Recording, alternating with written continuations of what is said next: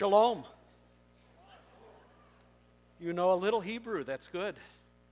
My name is Obadiah. It means servant of the Lord, and I am. There is a book in your holy scriptures by my name, but I did not write it, and it is not about me. I am not a prophet. I am a politician, but I know a prophet. He was a contemporary of mine. His name is Elijah. And I understand that your pastor is doing a series on his life. And so this morning I thought I would come and share with you for a few minutes how I met Elijah and what I learned from him. Ahab is my king, and I am a member of his inner circle of advisors. But it's not what you think. I know that Ahab was the most wicked king Israel had to that time. I know that he led our people further and further into idolatry and into the worship of the false god Baal. But I didn't buy into all of that. My God is Jehovah, the covenant God of Israel, and I serve him. I have since I was a child.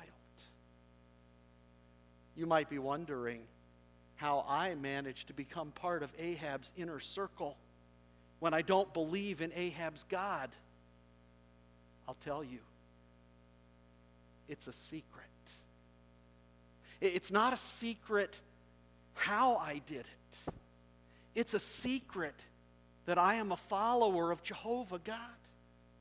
You see, I just kept my mouth shut about religion. And Ahab assumed that I believed as he did. I thought it was the only prudent course of action. That way I could serve God and I could serve Ahab. But then one day, Elijah walked into Ahab's palace. We didn't even know who he was at first. But he stood before Ahab and he announced that he was the messenger of Jehovah. I couldn't believe he would do that. I could never do that. Later we found out that he was from Tishbe in Gilead, and that explained a lot. Tishbe is a rather remote area on the other side of the Jordan River, and that explained why Elijah was dressed in a rough goatskin outfit with a big leather belt. Ahab loved to call him the hick. That is, when he wasn't calling him the one who cursed us, my enemy, the betrayer and enemy of all Israel. Elijah stood before Ahab, and he announced that there would be no rain until he, Elijah, said so. And he told Ahab that it was because Ahab was worshiping the false god Baal and influencing the people of God to do the same. And then as quickly as Elijah appeared, he disappeared. No rally on the palace steps, no press conference.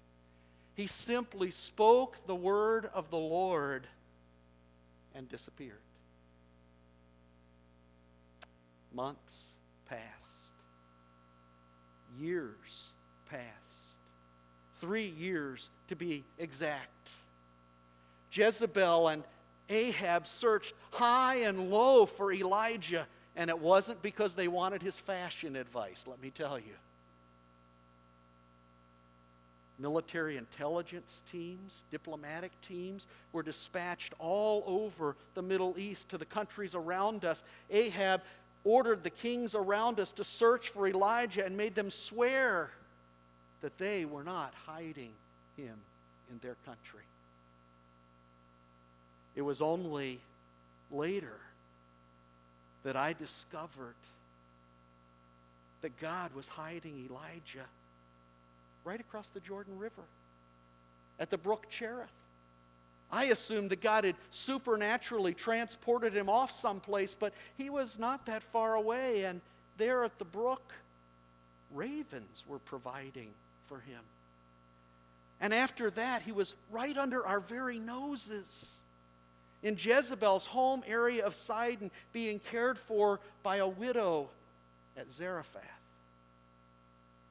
Our intelligence reports say that she claims that her meager amount of flour and her small amount of oil miraculously never diminished the whole time Elijah was there with her. 3 years without rain turned our beautiful countryside into a wasteland. Dust was everywhere. The stench of death was everywhere. Crops died. Livestock died. People died. Even the king's prize horses began to die. Where was Elijah? Maybe more importantly, would it ever rain again? Inside, I had to smile just a little bit, in spite of my concern about the drought. You see, Ahab and Jezebel believed that Baal was the true God, and Baal was the storm god. He was the rain god. He was the God who was supposed to provide abundant, fertile crops. And our land was devastated. Baal, yeah, right. Don't tell anybody I said that. But before you think that I am a total coward, I want you to know something. When Jezebel couldn't get her hands on Elijah, she began to kill the other prophets of God in the land, and I took 100 of them. And I had 50 in one series of caves and 50 in another series of caves, and I provided for them out of my own purse. I served God at great risk. But don't tell anybody. One day, Ahab decided that he and I should scour the land for any grass that might remain. That he would go one way and I would go the other, and we would claim any grass that we found in the name of the king. We needed our horses to survive because our military would be very vulnerable without them. And so Ahab went one direction and I went the other. And as I was searching the land for grass, suddenly there he was, right in front of me, Elijah. I fell on my face before him and I asked, "Is that really you, my Lord Elijah?" "Yes, it is," he said. "I am back. Go and tell Ahab that I will meet with him today." Oh, no, not me.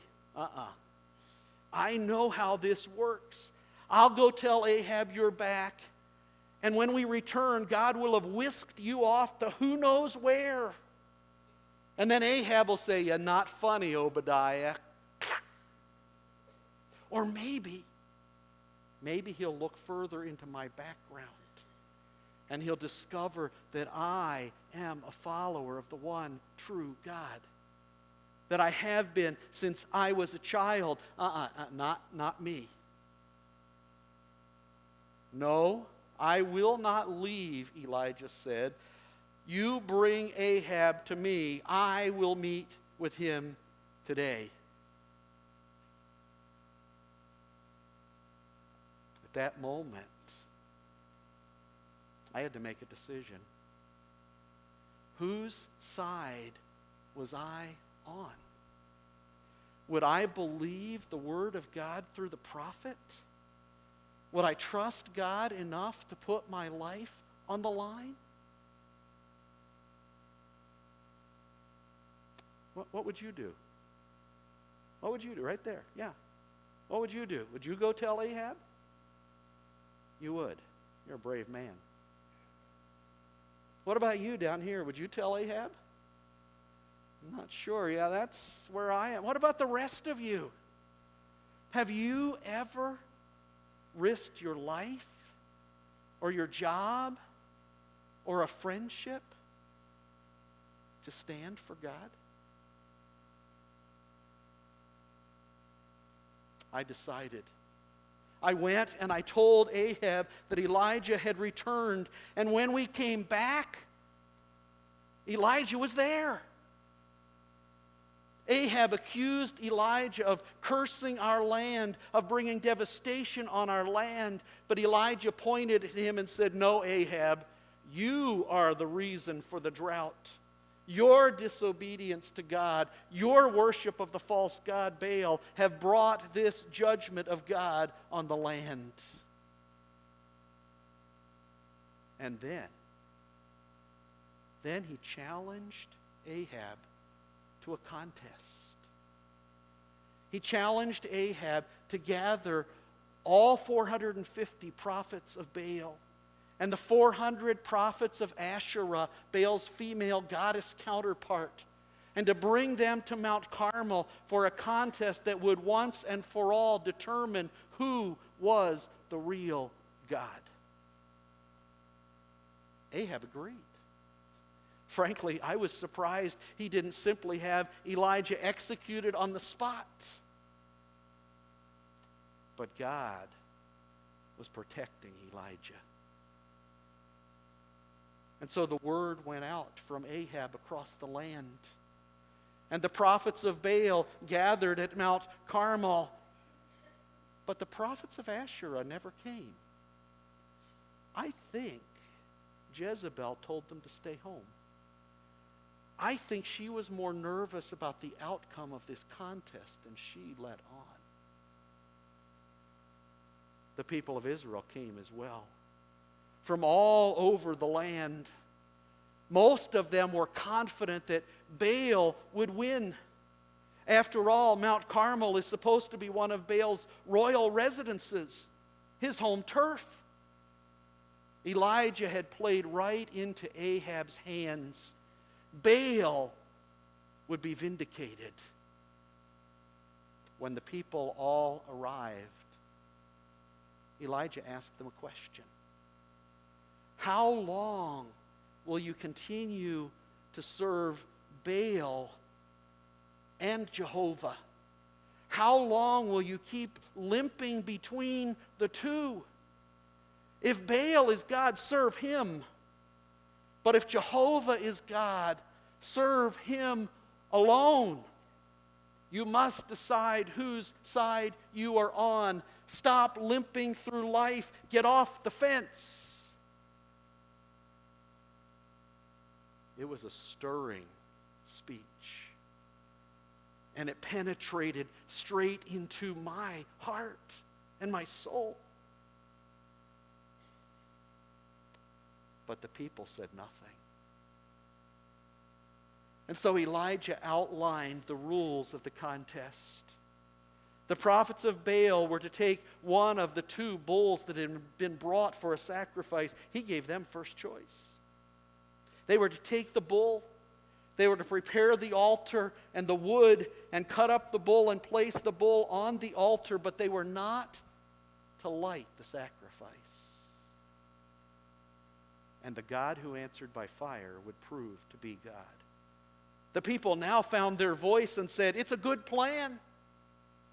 After all, Baal was the storm god. He was the rain god. One little bolt of lightning would do the trick.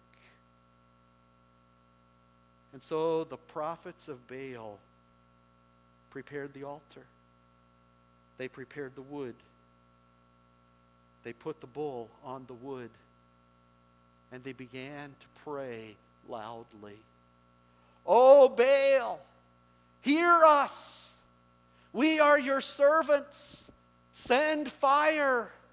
Prove that you are the God."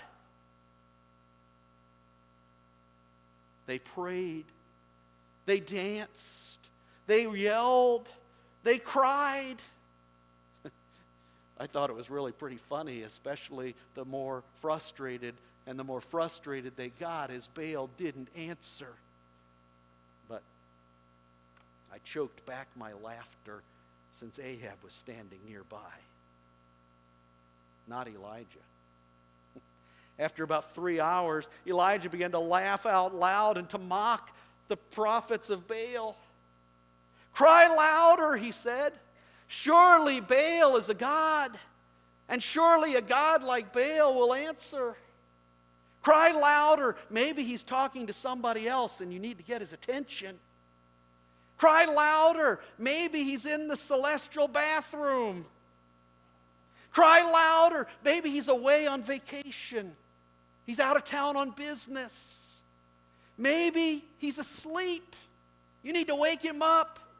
Cry louder. Elijah didn't do that to be cruel. He did that because he wanted the people to see how ridiculous the worship of Baal was. The charade of their false religion was exposed under the blazing sun of Palestine and under the blazing ridicule of Elijah. No God answered them. No God paid attention to them. Because Baal is not real. But they did cry louder. And then they took the knives that they had used to cut up the bull, and they borrowed swords and spears from Ahab's soldiers, and they began to cut themselves. It's what they often did in their religious services to get Baal's attention, to prove to him how serious and sincere they were. Because you see, their religion depends all on their own efforts. The blood flowing, the crying, the screaming, the praying, the dancing lasted for 3 more hours. The flies gathered on the sacrifice. The blood smell was everywhere, but Baal didn't answer. There was no word from Baal. No lightning, no fire, not even a spark. Elijah looked up at the sun. The afternoon was wearing on. It was approaching 3 o'clock, the time when the evening sacrifice would be offered in Jerusalem in the temple far to the south. Now it's my turn, Elijah said. And he called the people to gather in around him. They crowded in. By this time, the act of the prophets of Baal had worn pretty thin. They were ready for something else. How could Elijah be so calm? I mean, my palms were sweating, and it wasn't because of the heat. It's one thing to know that a false god like Baal couldn't send fire. But how did Elijah know that God would send fire? That Jehovah would answer his prayer? Do you think that perhaps it's because he had seen God provide for him time after time after time at the brook Cherith and with the widow at Zarephath? Do you think that perhaps God was using those experiences to prepare Elijah for this exact moment? There was an altar to Jehovah there on Mount Carmel, but it had fallen into disrepair and had been abused by those who believed the false and popular religion of Baal. And so Elijah began to rebuild the altar. He took 12 stones, reminding all of us who were watching of the 12 tribes of Israel, of our unity with the tribe of Judah to the south under Jehovah.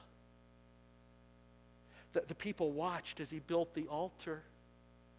They could see that he hadn't hidden any fire inside that altar. He laid the wood on the altar. He killed the bull and cut it up and laid it on the altar as well. This is it, I thought. The moment of truth. But Elijah wasn't done with his preparations. You men there, Take those 4 large jars and go down to the stream that empties into the Mediterranean and fill them and bring them back. I thought it was a strange time to be gathering water. For a drink? For a bath? What did Elijah have in mind? When those men came back with their large jars, Elijah said, "Now pour them over the altar and the sacrifice." What in the world? What was he thinking? How would fire light the sacrifice now? But Elijah still wasn't done. He ordered those men to go back to the stream and refill the jars and dump them, and go back to the stream and refill the jars and dump them. And during those 3 trips to the stream and back, the tension mounted. I could hardly stand it. 12 large jars of water dumped over the sacrifice. By the last jar, the water had so permeated the sacrifice and the wood, it was so waterlogged, the water simply ran off down the sides of the altar and into a ditch that Elijah had dug. He'd planned this all along. And now, it was 3 o'clock. The sacrifice was being offered in Jerusalem, and I hoped it would be offered here. But how? Have you ever tried to start a fire with wet wood? Yeah. And this wasn't just wet, it was waterlogged. I was sweating. But Elijah, he was calm and confident. He stood there before the people alone. No, that's not right. He wasn't alone. Jehovah was with him. He didn't dance around. He didn't cut himself. He didn't scream loudly. He simply lifted his eyes to heaven and said, "Oh, Jehovah, God of Abraham, Isaac, and Jacob, let it be known today in Israel that you are God, and that I am your servant, and that I have done all these things at your word. Answer me, O Jehovah, answer me, so that all these people will know that you alone are God in Israel, and that you are turning their hearts back to you again." The frenzied activity of the 450 prophets of Baal had lasted for 6 hours. The prayer of the solitary prophet of God lasted less than a minute. And when he was finished, whoosh! Fire fell from heaven. It burned up the waterlogged sacrifice and the wood. It even consumed the rocks of the very altar, and then drank up the water and the dust at the base of the altar. It was the fire of Jehovah God. In that moment, I knew whose side I was on, and so did the people around me. We fell on our faces and said, "Jehovah is the only God. Jehovah is the only God. Jehovah is the only God." In that moment, I didn't care what Ahab thought. I didn't care what Ahab did. I knew whose side I was on. Do you? Jehovah keeps his promises. Jehovah keeps his word. Jehovah cares for his servants. He answers their prayers. He is God alone. Elijah said, "These 450 prophets of Baal are guilty of treason and blasphemy against the one true God. They have led others into idolatry and practiced it themselves. They must die. Do not let any of them escape." We didn't. We took all of them down to the plain near the Kishon River. And there, according to the law of God for their idolatry, we executed them. I knew Jezebel would be furious. I knew this would cost me my political position and perhaps even my life. But I knew whose side I was on. Do you? After this, Elijah told Ahab that God was going to send rain for the first time in 3.5 years. And because Mount Carmel can be treacherous and heavy rains, that Ahab had better get down off of the mountain. By this point, even Ahab figured Elijah knew what he was talking about. And though there was not a cloud in the sky, Ahab took off for the town of Jezreel. And then Elijah prayed, and he prayed, and he prayed, and he prayed some more. 7 times he prayed, and God sent the rain. For the first time in 3.5 years, that glorious moisture from heaven was falling. It was raining. Baal couldn't send fire. Baal couldn't send rain. Jehovah sent both. I know whose side I'm on. Do you? That really is the essence of the question, isn't it? Our time in history is very different, you and I. Our language is different. Our culture is different. But the heart of man is the same.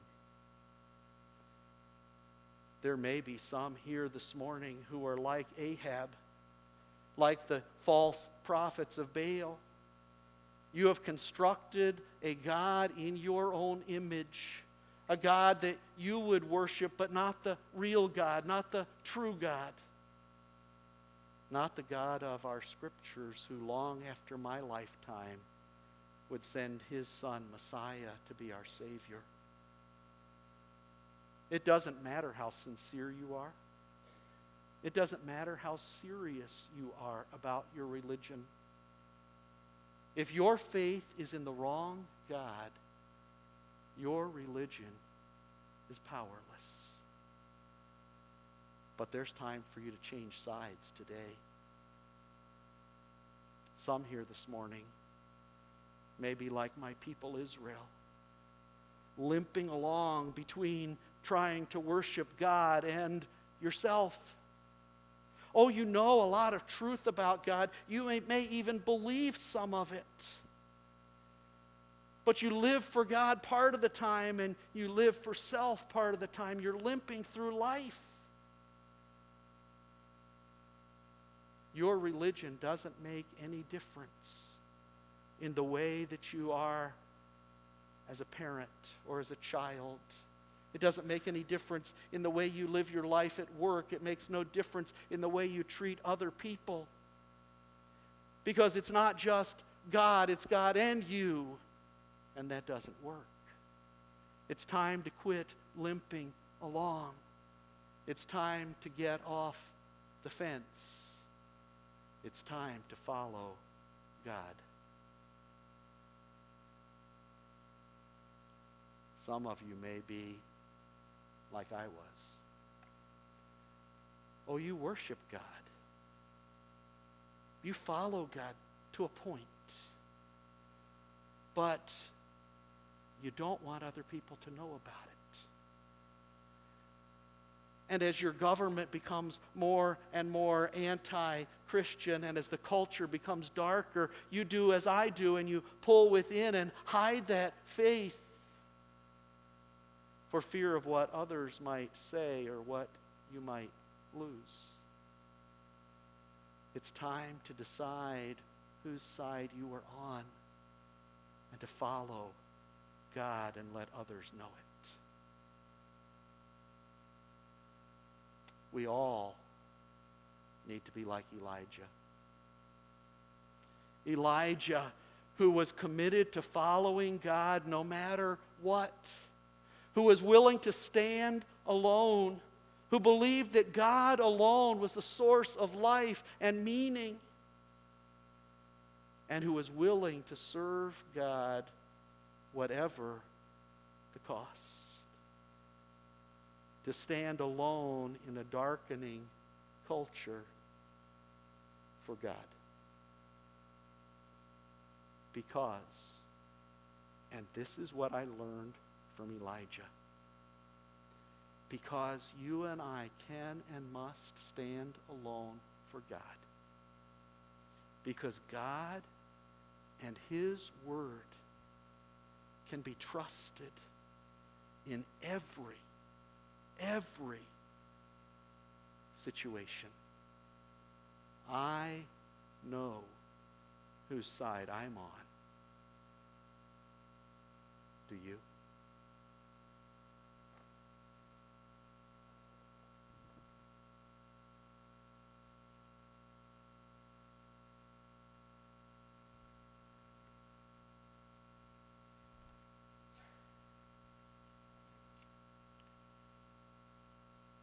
Would you pray with me? Father, as we come to the close of this service, your word has been delivered, and as we contemplate this personal question, may we respond in believing faith and obedience. I pray in Jesus' name.